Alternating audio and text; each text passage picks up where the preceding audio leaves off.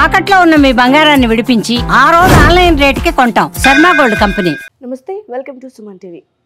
2025 నూతన సంవత్సరంలో ద్వాదశ రాశుల వారికి ఏ విధంగా ఉండబోతోంది? రాశి పరంగా ఏమైనా మార్పులు ఉన్నాయా, లేకపోతే నక్షత్రాల పరంగా ఎలాంటి మార్పులైనా చోటు చేసుకుంటున్నాయా అని తెలియజేసేందుకు, సో రాశి ఫలితాలు ఏ విధంగా ఉన్నాయో తెలియజేసేందుకు ఇవాళ మనతో పాటు ప్రముఖ జ్యోతిష్య పండితులు గోనుగుట్ల సురేష్ బాబు గారు ఉన్నారు. వారితో మాట్లాడేద్దాం. నమస్కారం గురువు గారు. నమస్కారం అండి. గురువుగారు, 2025లో తులారాశి వారికి ఏ విధంగా ఉంది అంటారు?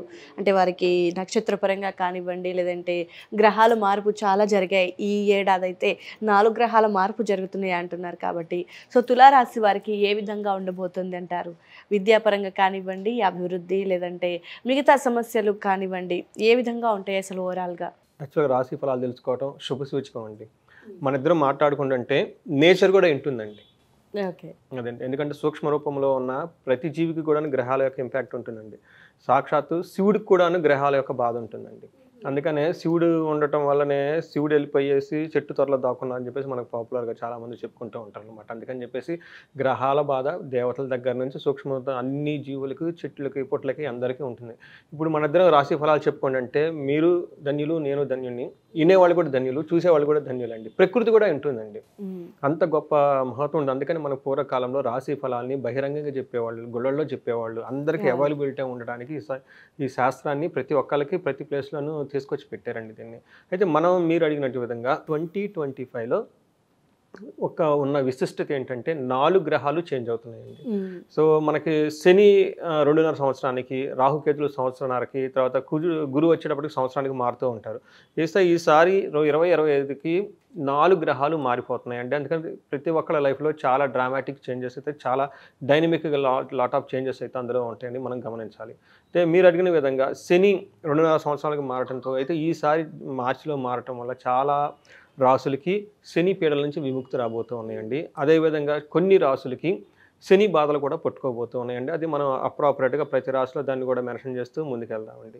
ఇంకొక విషయం, ఈ రాశి ఫలాలను ఎందుకు తెలుసుకోవాలి అని అనుకుంటే, ఇది దేవతలు మనకిచ్చిన సాక్షాత్తు బ్రహ్మ మనుషులకి వాళ్ళ యొక్క ఫేటు ఏదో తెలుసుకోవడానికి ఈ జ్ఞానం మనకి రహస్యంగా అందరికీ ఇచ్చారండి. అయితే ఎందుకు తెలుసుకోవాలంటే, మనిషి సాధించడానికి పురుషార్థాలు అంటారు. ధర్మము, అర్థము, కామము, మోక్షము. ఈ 4 మనిషి బిగినింగ్ నుంచి లాస్ట్ వరకు తను చేయాలనుకున్న పనులు ఈ 4కి సంబంధించే ఉంటాయి. అయితే అవి సాధించడం అంత ఈజీ ఏం కాదు. చాలా ప్రతికూల పరిస్థితులు ఉంటాయి, ఎన్నో ఒడిదుడుకులు ఉంటాయి, అబ్స్ట్రక్షన్స్, ప్రాబ్లమ్స్ ఉంటాయి. కాబట్టి వాటిని సాధించే క్రమంలో ఇవి ఎలాంటివి వస్తాయి, తర్వాత వస్తే ఏం చేయాలి పరిహారాలు అని చెప్పేసి మనకి ఈ శాస్త్రంలో చాలా స్పష్టంగా, క్లీన్గా, మోస్ట్ ఆథెంటిక్గా చెప్పబడి ఉందండి. మహర్షులు చెప్పారు. అది కూడా మనం శాస్త్రానుగుణంగా మనం ఇప్పుడు చర్చించుకుందామండి. తులారాశి కనుక చూసుకుంటే మీరు చెప్పినట్లుగా ఈ 2025లో 4 గ్రహాలు చేంజ్గా ఉన్నాయండి. ఇది చాలా రేరుగా వస్తుంది. హార్డ్లీ నేను అనుకోవటం అయితే ఈ 4 గ్రహాలు 5 ఇయర్స్కి ఒకసారి, 6 ఇయర్స్కి ఒకసారి మారితే ఇప్పుడు మారవండి అట్లా. అయితే అది కూడాను చాలా తక్కువ టైంలో 45 డేస్ మధ్యలోనే ఇవన్నీ మారిపోతూ ఉన్నాయండి. సో వీటి ప్రకారం కనుక మనం చూసుకుంటే శనిలో మార్పు ఉండటం వల్ల కొన్ని రాసులకి శని బాధలు పోయే అవకాశం ఉంది. కొన్ని రాసులు శని పట్టుకునే అవకాశం కూడా ఉందండి. అలానే గురువు కొన్నిటికి చాలామంది యోగ్యతనిస్తూ ఉంటారు. రాహుకేతులు కూడాను కొంతమందికి ఇబ్బందికరంగా, కొంతమందికి ఎంతో చక్కగా మంచి అనుకూలంగా ఉండే అవకాశం ఎక్కువగా ఉంది. అదేంటో మనం చూద్దాం.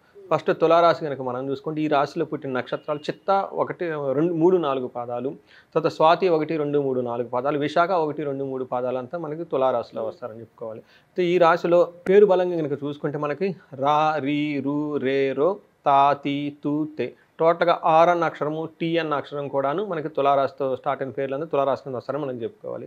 మన గ్రహస్థితిని చూసామనుకోండి, వీళ్ళు కన్య రాశిలోకి శని వచ్చేటప్పటికి మార్చి 28 ఎంటర్ అవుతున్నారండి. తర్వాత రాహుకేతువులు వచ్చేటప్పటికి కుంభరావుకి, తర్వాత సింహరాశిలోకి ఎంటర్ అవుతున్నారండి. ఇది వచ్చేటప్పటికి మే 28న స్టార్ట్ అవుతున్నారు. తర్వాత ఈ మధ్యలో మనకి గురువు వచ్చేటప్పటికి మిథున రాశిలోకి ఎంటర్ అవుతున్నారండి. ఇది మే 14ని వీళ్ళు ఎంటర్ అవుతున్నారు. ఈ 4 గ్రహాలు ఈ రాశుల్లోకి ఎంటర్ అవడంతో మనకి తులారాశి వాళ్ళకి ఎలా ఉందో చూద్దాం. తులారాశి వాళ్ళకి ఒక రకంగా చూస్తుంటే చాలా బాగుందని మనం చెప్పుకోవాలి. ఏ విధంగా బాగుందంటే, వీళ్ళకి ఎనిమిది శత్రువులతో, వీళ్ళకి ఎవరైనా కనుక కోర్టు వ్యవహారాలు కానివ్వండి, ఇంకొకళ్ళు ఎవరైనా ఉండి రాజకీయంగా ప్రత్యర్థులు ఉన్నా కానివ్వండి, ఈ టైంలో వీళ్ళ మీదకి విజయం సాధిస్తారు. వీళ్ళు శత్రువుల మీద, తర్వాత ప్రత్యర్థుల మీద విజయం సాధించి చాలా ఏమంటారంటే చక్కగా విజయంతో ముందుకెళ్ళే అవకాశం వీళ్ళు చాలా ఎక్కువగా ఉంది. తర్వాత వీళ్ళకి చాలా హ్యాపీనెస్ జరిగే మూమెంట్స్ కూడా చాలా బాగుంటుంది. ఎందుకంటే గురువు 9వ ఇంట్లో ఉండటంతో శుభాన్ని తీసుకుని వస్తారని చెప్తారనమాట. అయితే వీళ్ళకి కేతు 11th హౌస్లో ఉండి చాలా లాభప్రదంగా ఉంటుందన్నమాట. ఏ విషయం లాభప్రదంగా ఉంటుందంటే ఆధ్యాత్మికతకు సంబంధించి, గుళ్ళకు సంబంధించి, తర్వాత పూజలకు సంబంధించి, పెద్దవాళ్ళు ఫాదర్ రిలేటెడ్ విషయాలు వీళ్ళకి చాలా బాగుంటుందని చెప్పుకోవాలి. అయితే రాహు 5th హౌస్లో ఉండటం వల్ల కొంచెం వీళ్ళకి దుఃఖం కలిగే సంఘటనలు కూడా ఉంటాయని మనం చెప్పుకోవాలి. ఒక రకంగా చూస్తారంటే వీళ్ళకి 4 ప్లానెట్స్లో 3 ప్లానెట్స్ చాలా సపోర్ట్ చేస్తున్నాయి. ఒక్క రాహు మాత్రం 5th హౌస్లో ఉండి పిల్లల విషయంలో కొంచెం ఇబ్బంది పెట్టే అవకాశం ఎక్కువగా ఉంది. మనం ఇప్పుడు డీటెయిల్స్ కనుక చూసుకుంటూ వెళ్తే 6th హౌస్లో శని ఎంటర్ అవుతున్నాడండి. ఈ తులారాశి వాళ్ళకి వచ్చే 2.5 years శని చాలా మంచిగా తీసుకొని వస్తున్నారండి. నాట్ ఓన్లీ 2025 అండి, ఇంకా 28 వరకు కూడా, 27 వరకు కూడా, 2027 కూడాను శని అక్కడే ఉండేసి వీళ్ళకి మంచి లాభాన్ని చేస్తూ ఉంటారు. ఏ విధంగా లాభం అంటే ధన వృద్ధి, ధాన్య వృద్ధి బాగా ఉంటుంది. బంధువులతోటి సంతోషింపే విధంగా ఉండే అవకాశం ఎక్కువగా ఉంటుంది అనమాట. అంతేకాకుండా స్త్రీ సౌఖ్యం, గృహ నిర్మాణం, ఎవరైనా కనుక ఇల్లు కట్టుకోవాలన్నా కానీ ఇది బెస్ట్ టైం అని చెప్పుకోవాలి. అంతేకాకుండా వీళ్ళకి ఇంట్లో కానివ్వండి, బయట కానివ్వండి, ఆఫీసులో కొలీగ్స్ కానీ, ఇంట్లో లేదంటే భార్య కానివ్వండి, తల్లి కానివ్వండి, స్త్రీల విషయంలో చాలా చక్కటి సపోర్ట్ వస్తుంది వాళ్ళకి. వాళ్ళ సపోర్ట్తో ఇంకా చాలా మంచిగా అన్ని పనులు చేసుకుంటూ వెళ్తూ ఉంటారు. అయితే వీళ్ళకి గురువు మనం అనుకున్నట్లు వీళ్ళకి 8th హౌస్లోంచి 9th హౌస్లోకి మూవ్ అవుతున్నారండి. ఈ తులారాశి వాళ్ళు నాకు ఎక్కువగా లాస్ట్ ఇయర్ ఫోన్ కాల్స్ వచ్చిన వాళ్ళల్లో ఈ రాశి కూడా ఒక రాశి అండి ఎక్కువ వచ్చినమాట. ఎందుకంటే అష్టమంలో గురువు ఉండటం వల్ల వాళ్ళ యొక్క మేనేజర్ల కేపబిలిటీస్ తగ్గిపోతాయి. అంతేకాకుండా వీళ్ళకి పై అఫీషియల్స్ నుంచి చాలా ప్రెషర్ ఉంటుందన్నమాట. అందుకని నాకు ఒక 4-5 చాలా సీనియర్ మేనేజర్లకు ఫోన్ చేశారనమాట.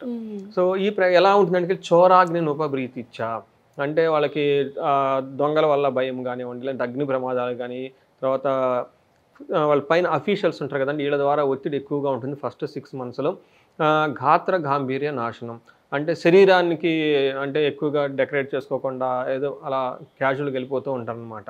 అందుకని కోపంగా మాట్లాడటం, కటువుగా మాట్లాడటం ఇవన్నీ జరుగుతూ ఉంటాయి. ఇవన్నీ ఆల్రెడీ లాస్ట్ 6 months నుంచి ఫేస్ చేస్తూ ఉంటారు. ఇంకో 6 months కూడా వీళ్ళు అదే విధంగా కంటిన్యూ ఉంటున్నారు.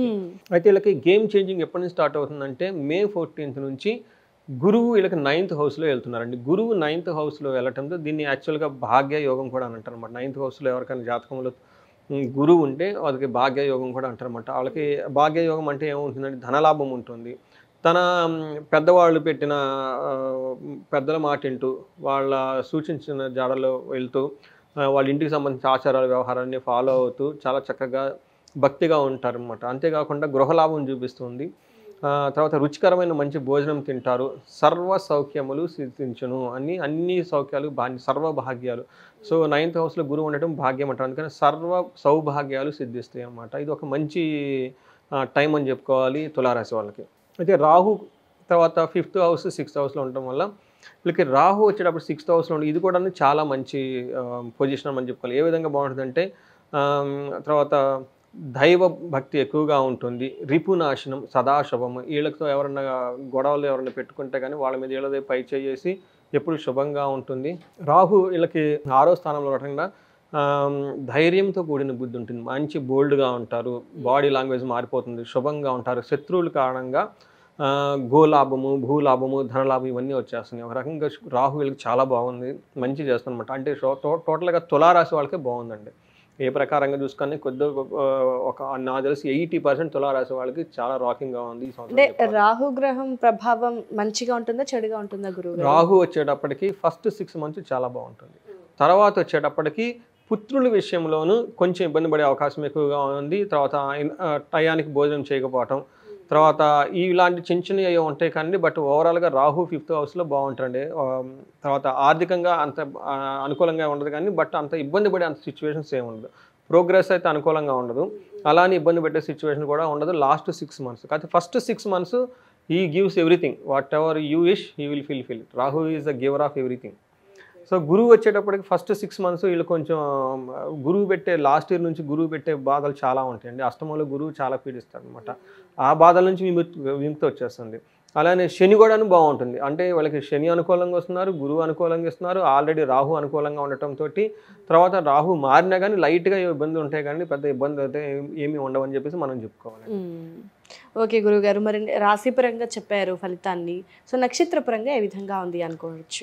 కరెక్ట్ అండి. మనకి అంగగోచారం మనకు కాన్సెప్ట్ ప్రకారం నక్షత్రాల ప్రకారం కూడా చెప్పుకోవచ్చు. ఉన్న గ్రహస్థితులు ఏ నక్షత్రాల్లో ఉంటే ఈ జన్మ నక్షత్రం వాళ్ళకి ఎలా ఉంటుందో కూడా తెలుసుకోవచ్చు.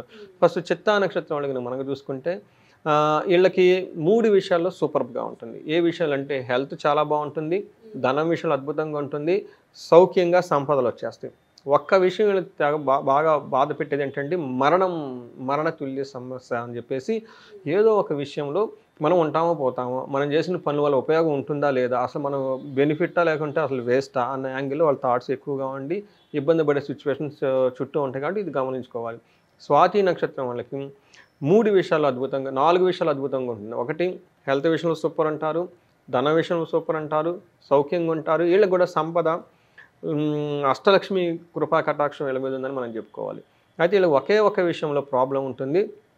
ఏప్రిల్కి ముందు హెల్త్ ప్రాబ్లమ్స్ ఉంటాయి, ఏప్రిల్ తర్వాత మరణ ప్రాబ్లం అంటే మరణ భయం పట్టుకుంటుంది వీళ్ళకి. ఇది కొంచెం గమనించుకోవాలి. అలాగే విశాఖ నక్షత్రం వాళ్ళకి కనుక మనం చూసుకుంటే వీళ్ళకి కూడాను 4 విషయాల్లో సూపర్గా ఉంటుంది. ఏ విషయంలో? ధనం విషయంలో బాగుంటుంది, సంపదల విషయంలో బాగుంటుంది, సర్వజన పూజ్యం, అందరిని వీళ్ళు రెస్పెక్ట్ ఇస్తూ డిగ్నిఫైడ్గా ఉండి బాగా గౌరవించే సిచ్యువేషన్స్ కూడా వీళ్ళకి ఎక్కువగా ఉంటాయి. హెల్త్ కూడా బాగుంటుంది. అయితే విశాఖ నక్షత్రం వాళ్ళకి 2 ప్రాబ్లమ్స్ ఎక్కువగా ఉన్నాయి. ఒకటి దేహపీడం, శారీరకంగా June 14th ముందు హెల్త్ కాంప్లికేషన్స్ వస్తాయి. June 14th తర్వాత అగైన్ మరణం. అంటే మరణం అంటే వీళ్ళు వేరే విధంగా అనుకోకూడదండి. అంటే ఏమని చెప్తారంటే వీళ్ళు చేసే పని వల్ల రిజల్ట్ లేకుండా వీళ్ళకున్న యాంబిషన్స్ కానివ్వండి, ఇవన్నీ తెలవకుండానే ఏమవుతుందంటే అండి వాటి మీద ఉత్సాహాన్ని కోల్పోయే సిచ్యువేషన్స్ వచ్చేస్తాయి అన్నమాట. సో వాళ్ళ యొక్క మిషన్ ఇవన్నీ అంటారు కదండి, అవన్నీ వచ్చి దానికి కావాల్సిన లాట్ ఆఫ్ ఆటంకాలు వచ్చేసి అది పెట్టుకోవడం మానేస్తారనమాట. ఇలాంటి సిచ్యువేషన్స్ వచ్చేస్తుంది అనమాట. అందుకని చెప్పేసి వీళ్ళు ఈ విషయాల్లో కేర్ఫుల్గా ఉండాలండి. ఓకే గురువుగారు, సో ఓవరాల్గా చూసుకుంటే తులారాశి వారికి ఒక 90% బాగుందంటే మీరు చెప్పిన ఫలితాన్ని బట్టి చూస్తే రాశిపరంగా అలాగే నక్షత్రపరంగా చాలా బాగుంది అనిపిస్తుంది. సో మరిన్ని అంటే వాళ్ళకి భయాందోళనలు అంటే వే ఆఫ్ థాట్లో వాళ్ళకు కొంచెం డిప్రెషన్లోకి వెళ్ళే అవకాశాలు ఎక్కువగా ఉన్నాయన్నారు. కాబట్టి సో ఇలాంటి సమస్యల నుంచి అంటే బయటపడడానికి ఎలాంటి రెమెడీస్ చేసుకుంటే మంచిది అంటారు? వీళ్ళకి దేహ పీడనము మరణము చూపిస్తుంది కదండి. ఎప్పుడైతే మరణం అని వాత ఉందన్న దానికి ఏమంటారంటే అమృత మృత్యుంజయ పాశుపత హోమం కానీ అభిషేకం కానీ చేయించుకోవాలండి.